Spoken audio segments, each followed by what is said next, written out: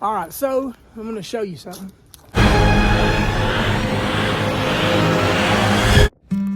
Yeah, while I was looking across my property, there at the back, I couldn't help but notice these prickly pear blooms. Man, they're pretty. Some orange flowers, yellow flowers.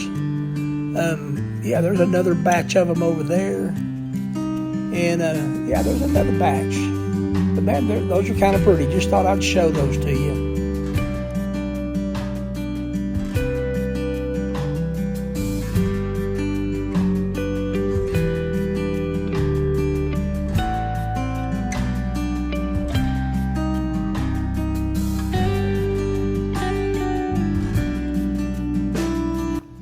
So you know there's something going on when there's no motorhome in the slip.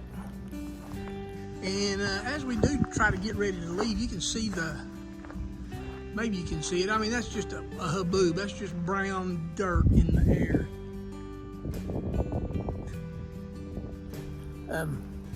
But we're not really being affected by it right now. I mean, the wind is not too bad. The dirt, I mean, it's over there.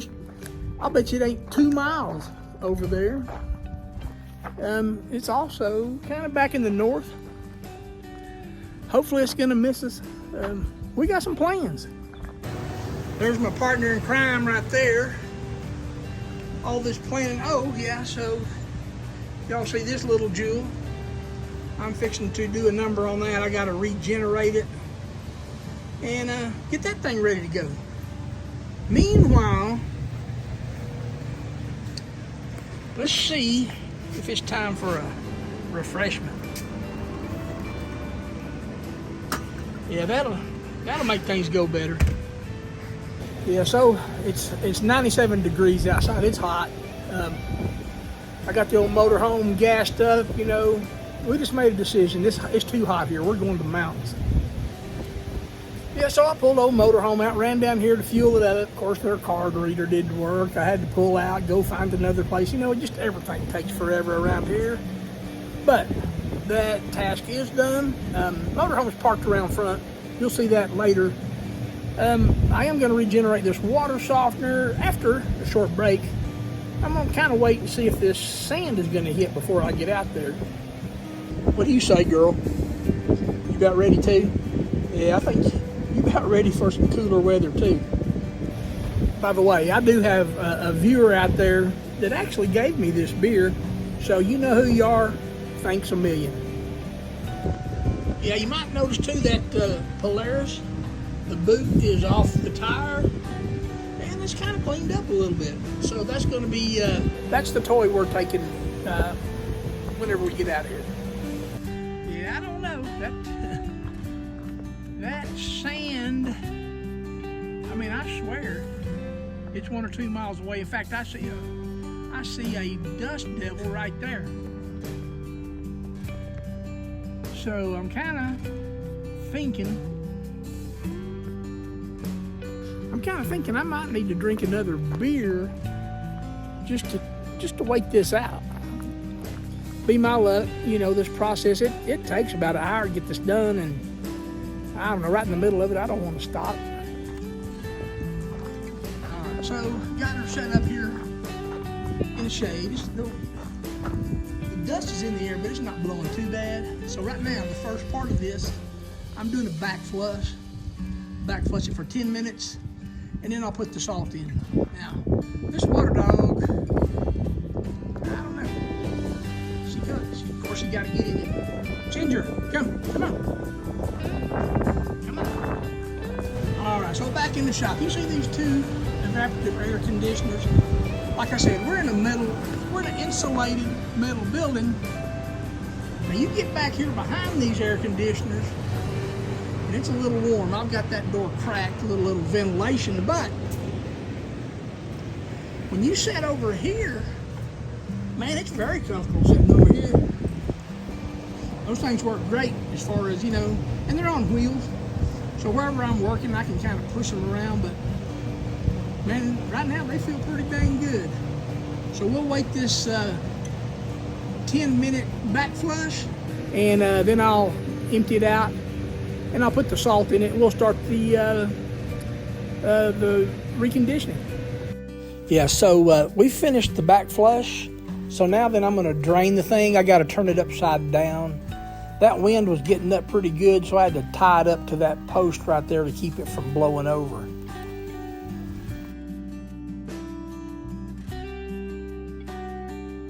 We'll let that drain, and then I will put the salt in it, put a little iron out chemical, and then we'll start the regeneration process. As you can see, the wind is hit. The sand's right over there. But we're still going to get it done. I got enough rope and hoses that we'll get it done. Okay, with the unit drained, I've brought it back into the shop. And now to add the salt, I have to take the top off of it. So I got this little wrench here, and I'm going to carefully take the top off. I guess you notice my little rope handle has broke. I'll have to deal with that. So as I unscrew it and look inside of it, you know, I had it turned upside down. So all that media, they call it media, but I call it sand. It's all packed off in the top. So to put salt in it, I'm going to have to knock that out. And typically I just pick it up, tap it on the floor a little bit, kind of shake it around, and that falls out, and it allows me room to pour my salt in. See, it's all fell down now. All right, so here's my salt that I'm ready to pour in. 2 26-ounce boxes. It doesn't matter. It doesn't matter if you use plain or iodized. It just doesn't matter. You just got to pour it in. It's just table salt. Yeah, so I just pour it in as fast as I can. I mean, that's about as fast as you can pour it out of that container. Keep an eye on it because sometimes it sort of packs off, and you have to, quit pouring, and you have to shake the softener, just to kind of clear that throat, so that way you can finish adding the salt.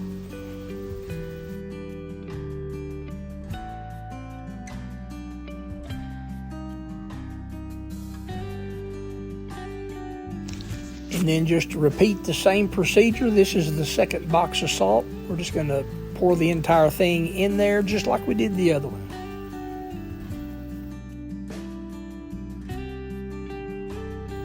All right, the next step is to add this chemical called iron out. It just dissolves any iron. If there was any rust that came out of pipes that got into your softener, this should get rid of it. And it says to put in 2 to 4 tablespoons.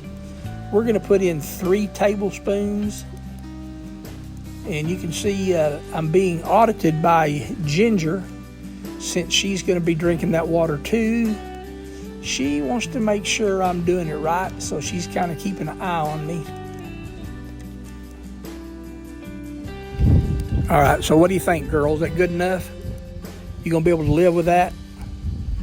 Okay. Thank you very much for watching.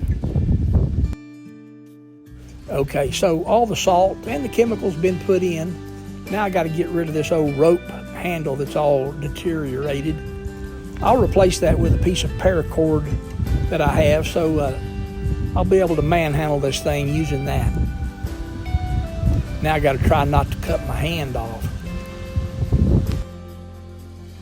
All right, so the next step is to hook everything up, flow through it the normal way, but we're going to flow it very slowly. It's a slow rinse. You see that little valve? I had it really pinched back. So I actually had the hose off, and I sort of barely had it trickling over the side, and then I hooked that hose up.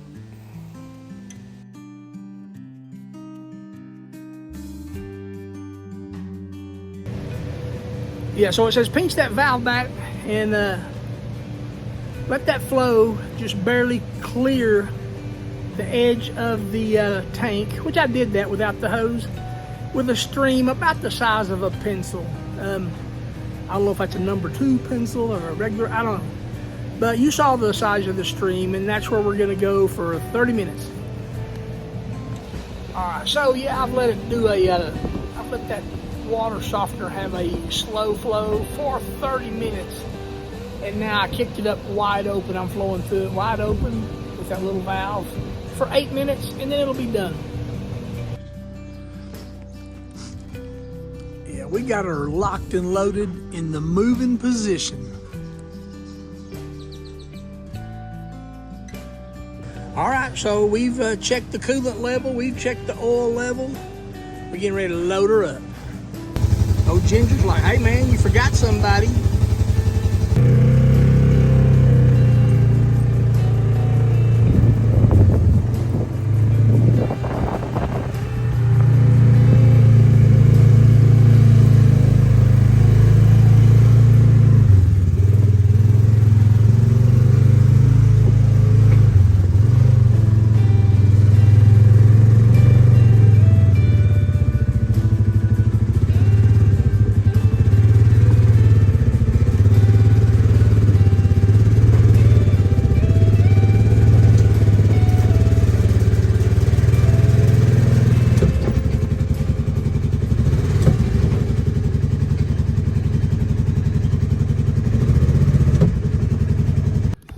Yeah, you might ask, why are you loading her up so early? You're not leaving till Saturday. Well, the reason is, see these clouds behind me? And these clouds all around me? I mean, there's a chance it could rain. And if it rains and all this gets muddy, there's no way I can get that coach back here to hook onto it. So, kind of as a safety measure, I'm gonna go ahead and load it up and leave it on the truck. I can get it out of here with that truck, so just kind of a safety precaution. I want to tow that four-wheeler with the RV. Carol's gonna follow me in the truck. She did not want to pull the four-wheeler. We'll just see how that works out.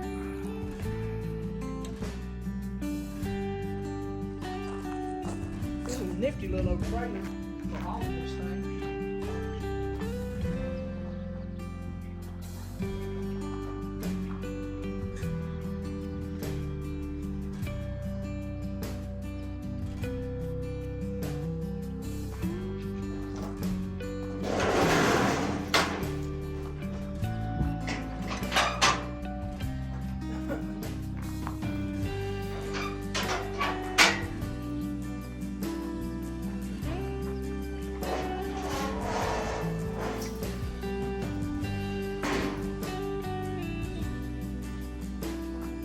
Yeah, there's a little bit more of my wood pile that I have to, that I gotta burn if the wind will ever let up here. Probably not gonna be before I leave though. And of course we got a deal that we're under a tornado not a warning, but a watch. So that's all we need. Yeah, on the days I don't want to walk her, I just turn the sprinklers on. She walks herself. Huh? Yeah. And she's a wore out puppy when she's done with these sprinklers.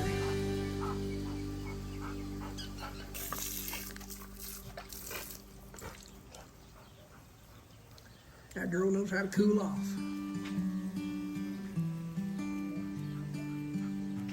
Speed cooling.